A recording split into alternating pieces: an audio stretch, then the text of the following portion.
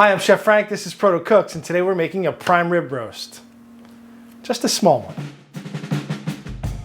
I want to take a minute and talk about what prime rib is, right? So this is basically a ribeye on the bone, so it's on the ribs.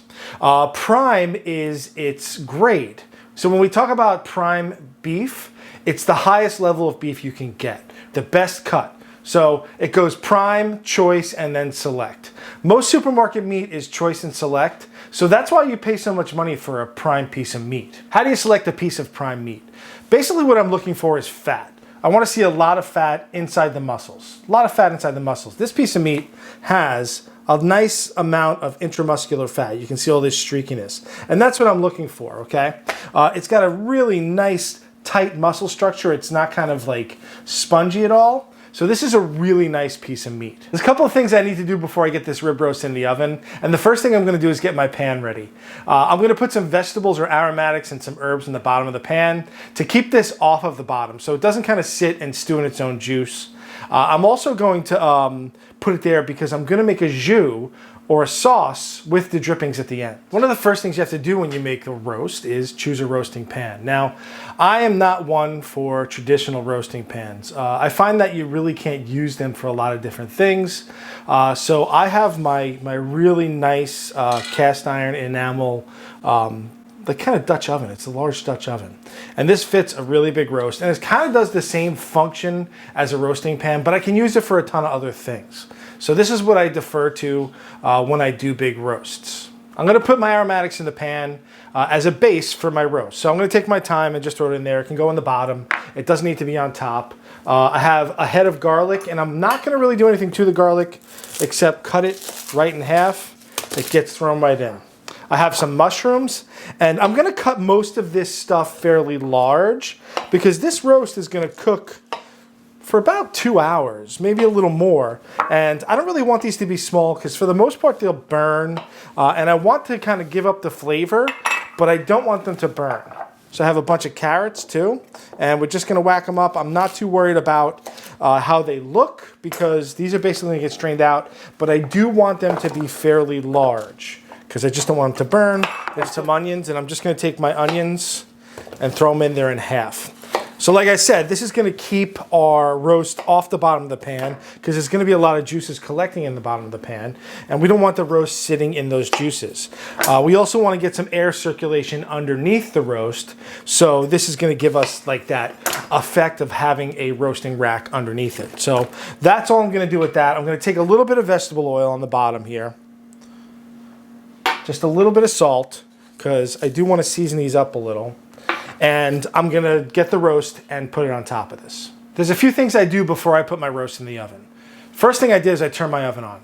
I put my oven on about 400, and I'm gonna leave it on for about a half hour before I put this in the oven. The other thing I did was I took this roast out about an hour before I planned on roasting it. I don't really like putting ice cold meat in the oven, and an hour is not gonna get us sick if we leave this out on the counter. So I leave it on the counter for about an hour just to get it a little more room temperature before I throw it in the oven. Another thing I'm gonna do is I'm gonna tie it with a little butcher twine. I'm just gonna tie it in between the ribs just to try and hold the meat a little tighter so it roasts a little more evenly. Right now it's super firm because it's fairly cold, but once it starts to heat up, it's gonna kind of like, it'll start to move around a little, and I'm gonna tie it up so that it holds the meat nice and firm. Sometimes you'll see these roasts have the bones at the top Frenched off. And Frenching the bones is basically where you're taking any of the meat or any of the tissue off of the bones. I don't necessarily like to do this with this cut of meat. A lot of people think it makes it look a little bit better, and I think it does make it look better, but for me the whole idea of Frenching the bone is so that you can actually pick the bone up with your hand.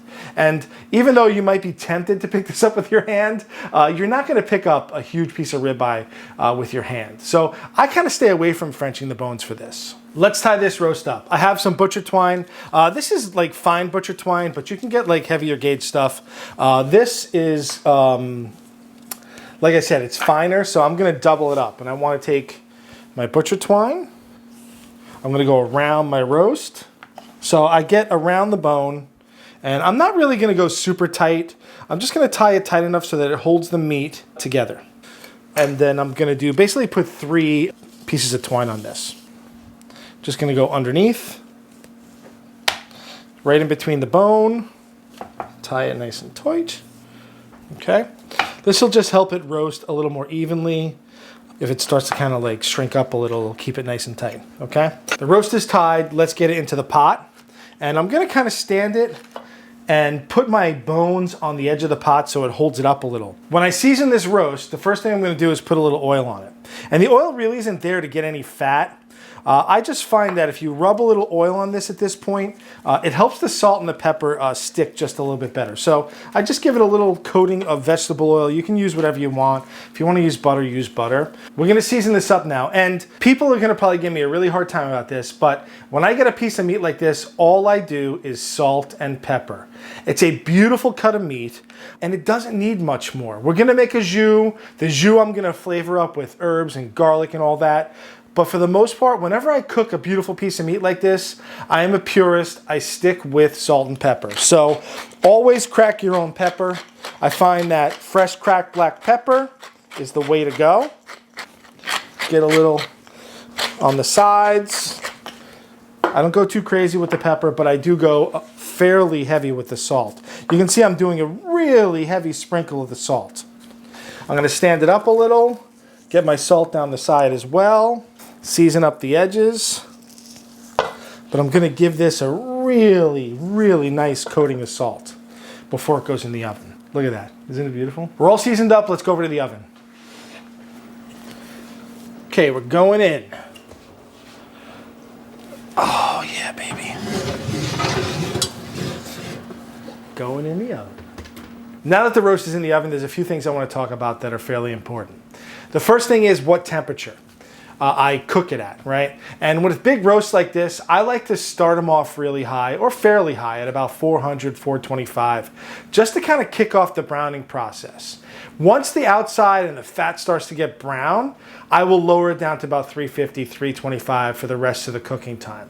And I just like to kick off that browning process to get a nice crust on the outside. The other thing I want to talk about is how long I'm going to cook it, right? And I'm going to cook it for probably about 2.5 hours to 3 hours. The rule of thumb is about 15 to like 17 minutes per pound. Mine's about 11 pounds. So about 2.5 to 3 hours, depending on, ovens, because everyone's oven's a little different. And depending on how it's calibrated or not, your oven could go a lot faster or a lot slower. So you want to check on it about halfway through that time, about an hour into cooking. Right? My family likes it medium. I'm going medium. So that's about 140 degrees Fahrenheit or 60 degrees Celsius. If you want to go rare, it's going to be 120 degrees Fahrenheit and about 49 degrees Celsius. And if you want it well done, you don't want it well done. Don't do it. It's about 160 degrees Fahrenheit and about 71 degrees Celsius. Those temperatures might seem really low. But what's going to happen is when they hit those temperatures, we're going to take the whole thing out of the oven. It's a really big piece of meat, and it's going to continue to cook for about 20, 25 minutes after we take it out of the oven. So we want to start a little lower so it has time to come up to temperature. Another reason why we wanted to let it sit out is because we want it to rest. If you slice a piece of meat, when it first comes out of the pan or out of the oven, it's going to bleed out. It's going to be a lot of juice. All the juices are going to spill out, and you're going to have a dry piece of meat. In front of me, I have a couple of pieces of equipment that are extremely helpful when you're doing big roasts like this. I have a thermometer here that is a probe thermometer that goes into the piece of meat and pretty much stays in the meat the whole cooking process. It has magnets on the back so it'll stick to your oven, and it has like a stainless steel wire so it doesn't burn. This is good. It has an alarm on it. When the internal temperature hits the temperature, it beeps and it tells you that it's ready. That's great. I'm a little more interactive, and I use a probe thermometer. And I like the probe thermometer a little bit better is because when I temp this meat, I'm not just going to go into one spot. I'm going to go into a couple of spots and give myself almost like an average temperature. Because a lot of times if you stick it in the wrong place, the temperature shoots up and you're like, why is it so hot already? So I tend to go into a few different places with the probe thermometer. Oh man, look at that. Holy cow. Look at that. So it's out of the oven. It's been about 2.5 hours. I went from about 400 degrees. I lowered it down to about 350. 400 degrees for about 45 minutes, and I lowered it to 350 for the rest of the time. I did add a little water to the bottom because my vegetables were getting a little dark. It's done. It's out. Let's temp it. I'm going to stick the temperature or the thermometer deep into the center of it. I want to go right in the middle here, and I move it in and out just until I get a good average. So we're at about 120 right there. It's definitely going to be kind of hotter around the edges. We're at about 130 over there. So I think we're good. We're going to let it rest. Okay. So what we'll do is take it out of the pan. I have a rack and some foil, and we'll put it on the rack, cover it with foil, and let it rest. Okay. So let's take it out of the pan, and I have a pair of tongs and a spatula. I'm going to put it on a rack. I'm just going to tent it with a little bit of foil. I don't want this to steam, so I'm just going to put this on here to keep it warm, but I do want some of the steam to come out. The roast is resting, right? And I have a bunch of vegetables and a lot of the juice that caramelized to the bottom here. What I'm going to do is strain off some of the fat to start. There's a lot of fat in there, and I'm going to keep it. And I'm going to strain off it until I start seeing some juices coming out. So I have some really nice beef fat there, and I'm going to use this later on as a side dish for this, maybe in another video to make beef fat potatoes. I strained the fat off the vegetables, and now I'm just going to deglaze with some water to get all those nice beef juices off. I have about 4 cups of water, and I'm just making a jus here. You can use stock. But for the most part, I'm just using water because it's going to have a nice, strong flavor just from what's in the pan. And I want it to be kind of a light jus. Okay, so I'm just going to get in there and scrape off all the bits on the bottom. The vegetables are really nice and caramelized. Oh, look at that. You can see that has a really nice deep brown color. I'm going to let this come to a boil, season it, and then I'm going to strain it. So this came to a simmer. I scraped off all the edges. I'm going to season it up really well. Salt and black pepper. This is a super simple sauce. We're using basically all the drippings and a little bit of water, but the veggies get nice and caramelized. The mushrooms add a ton of flavor to this. So that's why I didn't use stock. It's just a really nice jus. And the jus is just clear, right? We're not going to thicken this at all. It's just going to be kind of a nice, clear, thin sauce that is going to just accent the flavor of the beef. Let me taste with my Star Wars spoon that I got in a cereal box. Just a little more salt. Ooh, so good. A little more pepper. Okay, I'm gonna give it a stir and we're gonna strain this out. Now that the jus is done, we're gonna strain it. The veggies are basically gonna go into compost. And basically, if the veggies have done their job, they've flavored the sauce, and they really don't have much flavor left in them. I try not to push this through. I just kind of move the veggies around to try and get all the liquid to go through. I don't really want any of that veggie matter to go into my sauce. I want it to be nice and thin. But I guess if you want, you could actually puree some of the vegetables up to thicken your sauce, which would be a nice way to thicken it. Okay, give it a couple of taps. Now, this is even better the next day, too, because the next day, it'll form, like the fat will form the skin on top, and you can peel all the fat off, so it'll be like a nice fat-free jus, okay? Let's put this aside, and let's carve our prime rib. The jus is done. We have that set aside. The prime rib roast has rested. Look at that. Isn't she beautiful? The first thing I'm going to do is take off the butcher twine. Take the twine off. We don't want to serve anyone any twine. But look at that little nugget. I'm going to eat that nugget. Oh my God, it's so good. I know. I'm a savage. What can I say? We got a beautiful crust of salt on it. I have a lot of juices on my tray underneath here. Okay. I'm going to save those. I'm going to put in my jus. But for now, I'm just going to take this whole big thing and put it on my carving board.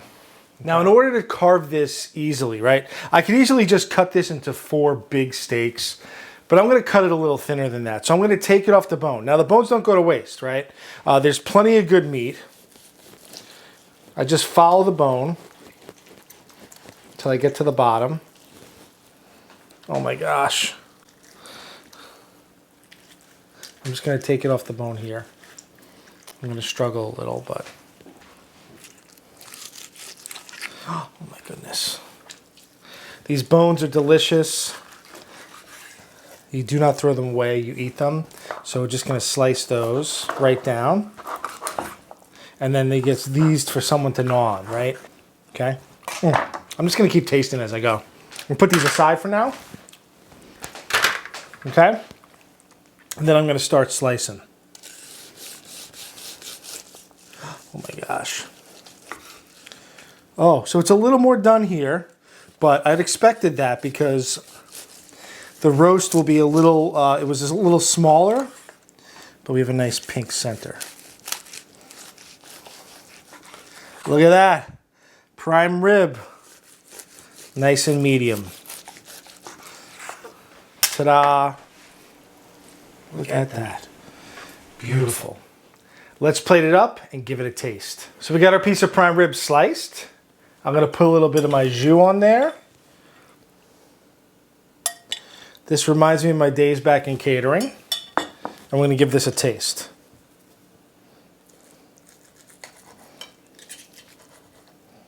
Let's see.